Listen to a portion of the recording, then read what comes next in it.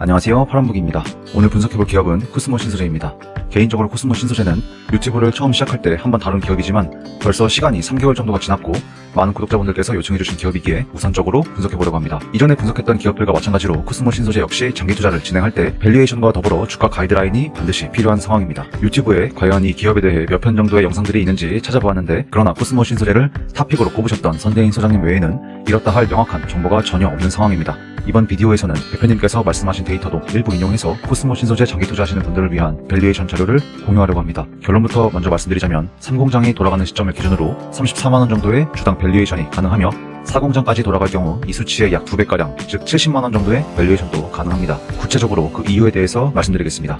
바로 시작하겠습니다. 코스모 신소재 밸류에이션은 다른 기업들보다 명확하고 직관적이라고 할 수 있습니다. 코스모 신소재는 구 세안미디어 시절을 지나서 2차전지 양극물질 소재 업체로의 전환에 완벽하게 성공하였고 후발주자이지만 대단히 공격적으로 캐파 증설을 진행 중에 있습니다. 또한 인상적이게도 배터리셀 3사를 모두 계약 상대방으로 두고 있습니다. 오늘 밸류에이션에서는 코스모 신소재의 새로운 주력 사업인 양극재의 총생산 캐파 계획에 집중해서 데이터를 산출해보도록 하겠습니다. 먼저 매출액 산정입니다. 이전 영상에서는 코스모 신소재 캐파 전망치를 SK증권의 자료를 빌려서 이러한 데이터를 참조한 바 있습니다. 현재 증설 중인 3공장이 완공되면 2에서 3만톤 정도 되는 양극재 캐파가 10만톤까지 늘어나기에 대단히 강력한 회사라고 할 수 있겠습니다. 또한 홍동환 대표님께서는 현재 진행 중인 3공장 완공에 따른 토탈 목표 캐파 10만톤 이후에 6,000평 부지의 4공장이 완공된다면 추가적으로 10만톤의 캐파가 추가될 수 있다고 하십니다. 대표님께서 목표하는 코스모 신소재 사업부별 매출 비중은 9대1, 그러니까 2차전지 소재 부문 매출 비중을 90%까지 끌어올릴 계획입니다. 따라서 이번 밸류에이션에서는 양극재 톤당 단가 그리고 영업이익률을 어떻게 책정하느냐에 따라 적정 주가 가이드라인이 크게 달라진다는 점을 미리 말씀드리겠습니다. 제가 생각하는 코스모 신소재 NCM 단결정 양극재 톤당 단가는 최소값을 수산화 리튬 킬로그램당 단가 31달러를 기준으로 2차전지에 대단히 적대적인 모 애널이 밝힌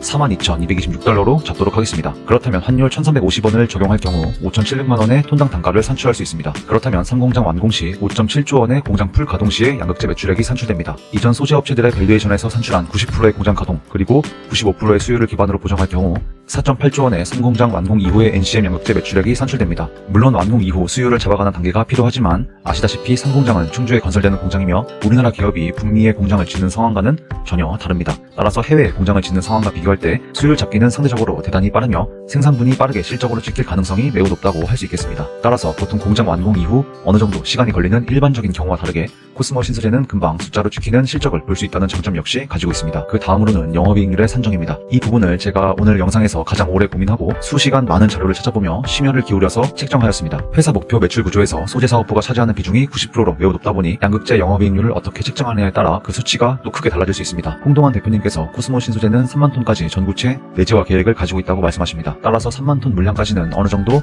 리사이클링, 전구체 양극재 생산에 이르는 수십 개월화를 이루었다고 보고 에코프로비엠의 목표 영업이익률 15%를 적용해도 문제가 없다고 생각합니다. 그 외 7만톤 물량에 대해 어떠한 데이터를 적용할지가 문제입니다. 최근 코스모 신소재의 5개년 영업이익률 추이를 살펴보면 최대치는 2021년도에 7.12%입니다. 더 구체적으로 보기 위해서 각각의 연도별로 코스모 신소재 사업부별 매출 비중을 살펴보면 다음과 같습니다. 보시면 양극재 사업부 매출 비중이 확대됨에 따라 영업이익률이 줄어드는 것처럼 보이는데 그렇게 기계적으로 생각할 것도 아닙니다. 코스모 신소재는 후발주자로 아주 빠르게 캐파를 구축하고 있는 기업 중 하나이며 초기 비용이 어느 정도 소요되기 때문에 영업이익률이 현 시점 다소 부진하게 나오는 것은 어떻게 보면 당연합니다. 선대인 소장님 말씀에 따르면 소재 사업 중 양극재 경우는 ROIC의 개념을 생각해야 한다고 합니다. 투자 비용에 비해서 실제 그로 인해 발생하는 매출과 이익의 규모가 매우 크다는 것입니다. 100억에서 200억을 투자해서 매년 1,000억 이상의 영업이익을 뽑아낼 수 있는 것이 양극재 산업이고 향후 북미 전기차 빅뱅 폭발 이후 시점의 영업이익을 기자들 이야기처럼 처참한 LNF 영업이익률을 적용할 이유가 없습니다. 최근 수산화 리튬을 비롯한 니켈 등의 원재료 판가 하락으로 인해 양극재 주요 회사들의 이익률이 조금 부진한 것이 뭐가 그렇게 회사의 근간을 뒤흔들 만한 리스크 요인인지 기자들의 주장이 납득하기가 대단히 어렵습니다. 코스모 신소재는 현재 가진 캐파의 5배, 10배가 되는 캐파 증설 계획을 가지고 있고 실제 공사를 진행 중에 있습니다. 투자자본 수익률의 개념을 충분히 적용할 수 있는 기업이라는 것입니다. 게다가 홍동환 대표님 말씀에 따르면 향후 20만 톤까지의 캐파 증설을 향해 나아갈 때 필요한 충주 공장 6,000평 부지도 이미 다 확보해둔 상황입니다. 주가는 선반영되어 작년에 올랐다 한들 이 산업은 이제 시작이고 미래 코스모 신소재를 지금까지의 영업이익을 기반으로 볼 것도 아닙니다. 앞으로 10만 톤까지의 캐파를 추가한다고 했을 시 코스모 신소재 영업이익률을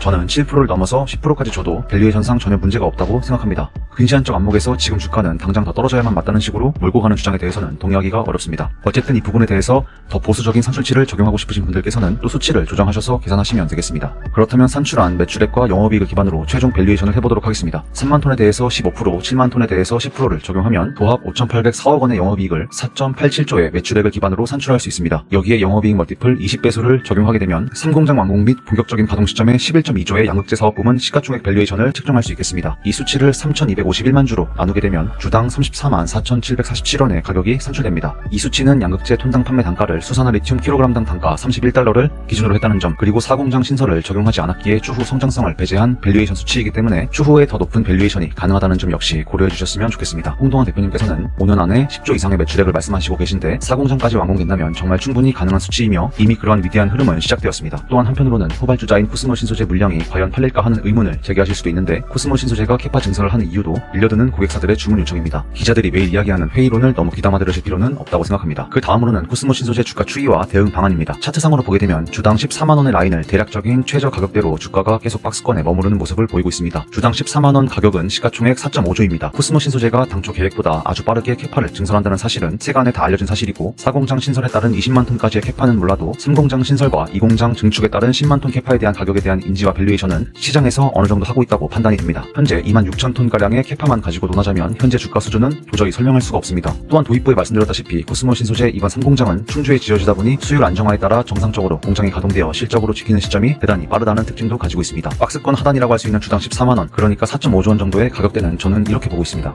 캐파 증설에 따른 코스모 신소재 매출액 4.87조 원에 영업이익률 5%를 측정한 후에 영업이익 멀티플 20배를 적용하게 되면 그대로 4.87조가 산출됩니다. 시간에 대한 할인을 적용하면 4.5조 정도가 맞기 때문에 이 정도의 가격대를 최소 가격 지지선으로 주가가 움직이고 있지 않나 싶습니다. 게다가 현재로서는 전기차 전방위 산업이 소위 캐즘 구간에 들어감에 따라 2차 전지 섹터 전반적으로 큰 폭의 조정을 겪는 시기이기도 한 가운데 코스모 신소재는 동종 양극재 업체 중에 가장 강력한 재무 추이를 보이며 버티고 있기도 합니다. 분기 데이터를 봐도 영업 손실이 하나도 없고 매출 성장이 둔화되긴 했지만 오히려 전년 동기 대비해서 순이익은 50%가량 크게 증가하기도 하였습니다. 따라서 큰 폭으로 빠지는 다른 양극재 업체와 비교해볼 때 섹터 전체적으로 조정기에 들어섰음에도 낙폭이 상대적으로 덜하다고 생각합니다. 현재 14만원 정도의 가격대가 34만원에 미치지 못하니까 아예 말도 안 되는 저평가라고 생각하기보다는 어느 정도 최소 가격대의 지지선이라고 생각해 주시면 되겠습니다. 또한 수급 이슈에 대해서도 짧게 덧붙이자면 지난번에 제가 2월달 촬영한 영상에서 저는 기관들이 매일매일 물량을 쓸어 담으며 저점에서 모아가고 있는데 이 친구들이 또 잡아서 박스권 상단에서 집어던질 것 같다고 말씀드린 바 있습니다. 얘네들은 역시나 뻔하게 그렇게 했고 이렇기 때문에 수급을 예측하면서 매매하기가 대단히 어렵다는 생각입니다. 따라서 단기 트레이딩 관점에서 제가 하는 이러한 장기 밸류에이션은 아무짝에 쓸모가 없고 제 자료는 어디까지나 장기 투자를 위한 분석입니다. 또한 당부의 말씀을 드리자면 실제 매매를 하실 때 제 말을 전적으로 믿고 매매하지 마시고 꼭 개별적으로 깊이 스터디해보고 매매하셨으면 좋겠습니다. 저는 리딩하는 사람도 아니고 누군가에게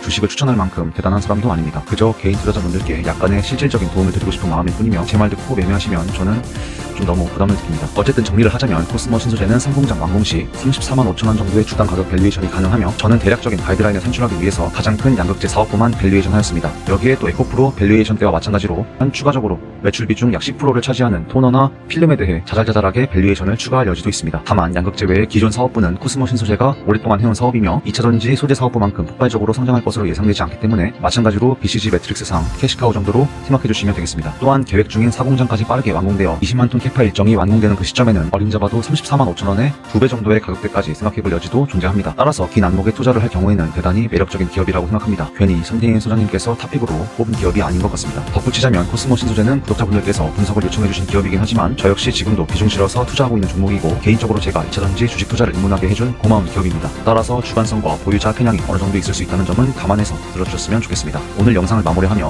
혹시 구독과 좋아요 더해서 알람 설정까지 눌러주신다면 제 최신 영상들을 가장 빠르게 받아보실 수 있습니다. 앞으로도 언제나 시청해주시는 구독자분들의 성공 투자 그리고 행복함을 드리기 위해 노력하는 컨텐츠 제작자가 되도록 하겠습니다.